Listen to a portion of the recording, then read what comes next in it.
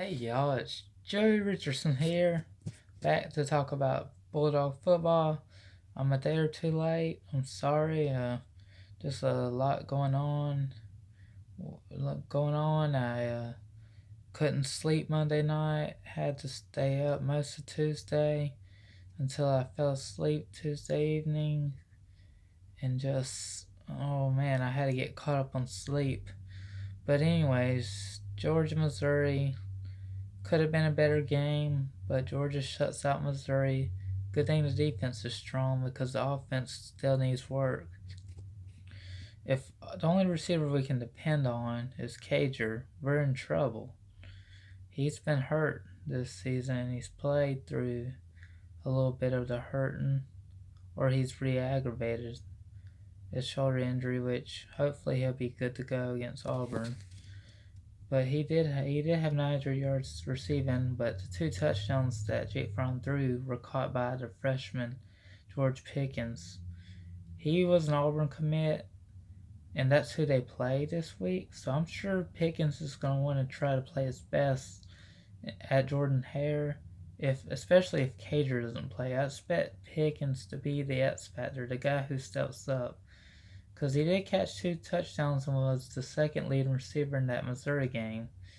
So even if Fromm threw less than 50%, he still did not turn over the ball. 13 of 29, not terrible, but he didn't turn the ball over either. Like, he had no interceptions and he threw for two touchdowns. At least Fromm's three picks are the only interceptions that seem to be the only ones he had thrown all season. And South Carolina is not that great of a team either. So Jake Fromm just did not have a good day, and I kind of wonder if Georgia was told to throw that game, or, my speculation of sports being rigged is still there, and I haven't even talked about it really, but my mom knows I think a lot of things are rigged. It's just not worth talking about right this minute. I'd rather focus on the game that I am talking about and what's expected to come. So as far as Georgia goes, well, no Kelly Bryant. I think the quarterback who started, his name is Taylor Powell. That's who Missouri started. There was another guy who would come off the bench and throw 8 for 12, but Powell would have an interception, and I can't even remember his numbers, but he did complete some passes, but he couldn't throw to the end zone. He couldn't get the ball into the end zone. And the running game for Missouri was worse than Georgia's run game. And that seemed to be Missouri actually had a really good defense. I mean, they only held Georgia to two touchdowns. But Rodrigo Blankenship would kick 4 out of 5 field goals, so he made 4 of his 5 attempts.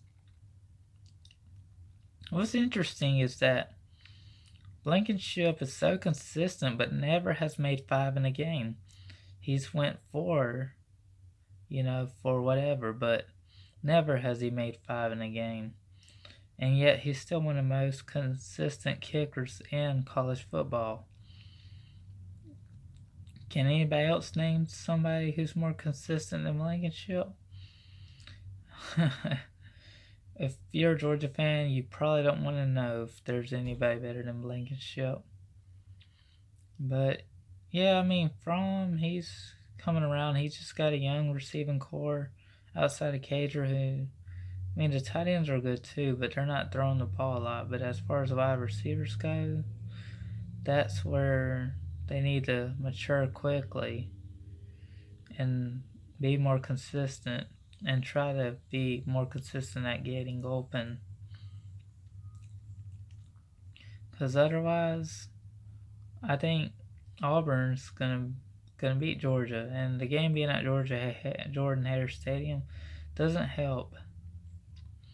Last time Fromm played at Jordan Hare, he did not look good.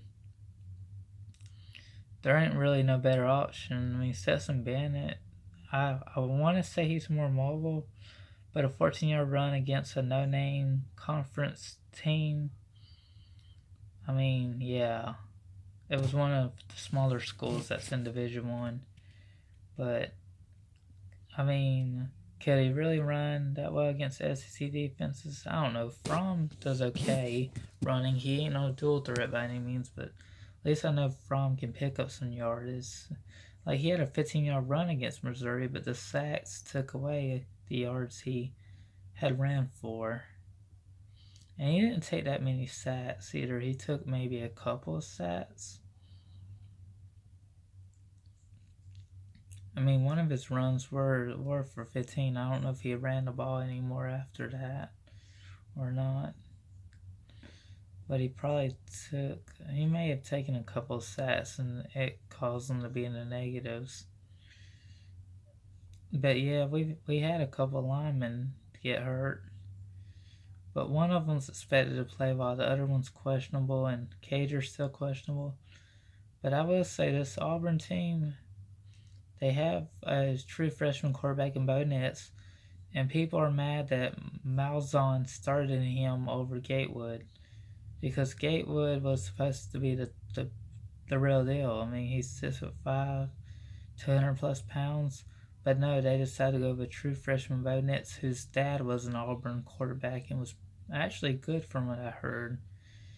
And Malzahn picked Bo Nix over Gatewood because of the dad that had played at Auburn.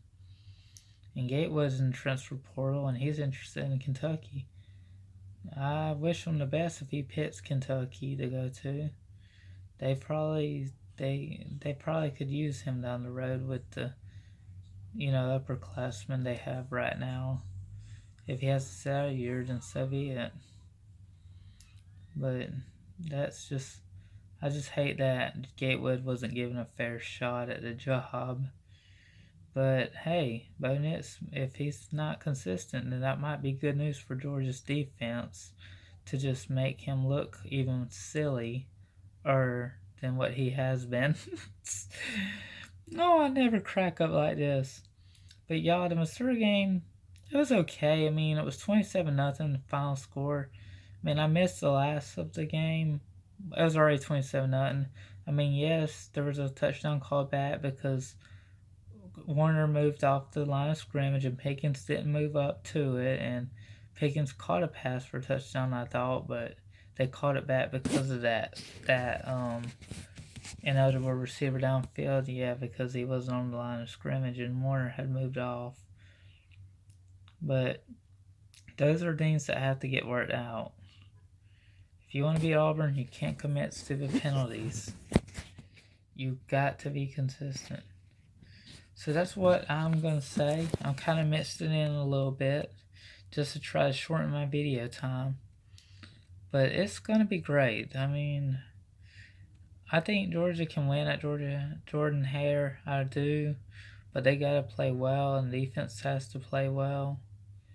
I mean, look at the defense they had the year they lost in Jordan-Hare. That was probably one of the best defensive teams that Georgia had, since Kirby Smart took over. And there were a lot of Mark Richt recruits still left over.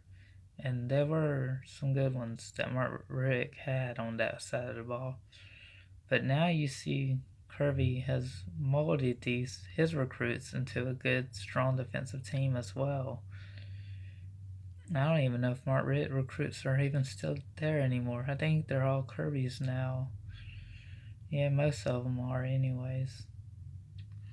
But anyways, that's all for that. But y'all, let's just be happy that Georgia has made it this far. They're number 4 in the playoff rankings, which could change at any time. But let's be glad that they would be in if the playoffs started today. LSU moved to number 1 ahead of Ohio State. I like that. But y'all, let's just keep in mind that Swift had 64 yards rushing. Herring had 42 yards. It's okay. Because Swift ain't always going to have 100 yards rushing, but his numbers overall, he don't have to be in the Heisman race. I mean, I think Fromm is for some reason, but it's pretty cool to see one of the Georgia QBs in the Heisman race. To see a Georgia quarterback in the Heisman race, even if he is, even if it is questionable, just being honest, I mean, Swift, if he would have more 100 yards rushing game or something like that, maybe he'd be in it. But he's still an impact player, anyways. So, guys, I just hope you enjoyed this video. I did decide to shorten it because I do think Bo Nix will get rattled a lot if the defenders can get after them. And their defense will be tough to run against and maybe throw against. It could depend on Jake Fromm, but maybe we can find some open lanes for the running backs to go through and get some yardage. Let's just hope we can pull out some stuff that will work, and hopefully Coley can call a good game, and Kirby will still be make sure the coordinators are calling the right plays, because you definitely know Kirby can call defense. It's just offense. Sometimes I wonder if Kirby should be like an offensive coordinator when he's clearly a former defensive coordinator and can call plays on that side of the ball. Let Coley do his job, and just tell Coley if you agree with the play calling or not. But let him go with what he wants if you think it's a good call. So, alright, everybody, that's it, and I'll see you later. I mean, hopefully everybody enjoys the game this weekend. Alright, bye, y'all.